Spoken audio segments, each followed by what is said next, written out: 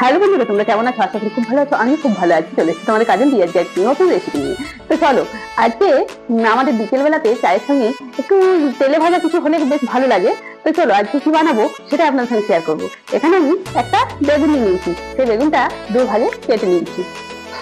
দেখো, বেগুন বানাবার জন্য এখানে আমি কিছুটা নিয়ে নিচ্ছি বেসন। এখানে নিচ্ছি আমি একটু কালো জিরে, কালো জিরে নিয়ে নিলাম। এখানে নিয়ে নিলাম আমি একটু খাবার সোডা। এখানে নিয়ে নেবো আমি একটু নুন।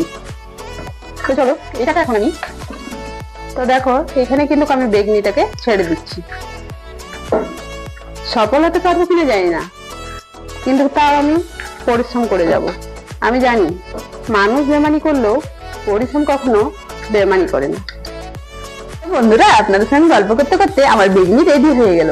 তো আমার বেগনির রেসিপিটা আপনাদের কেমন লাগলো অবশ্যই কমেন্ট করে জানাবেন। Tata, bye bye. এখন আমি চা কফি খেতে যাই।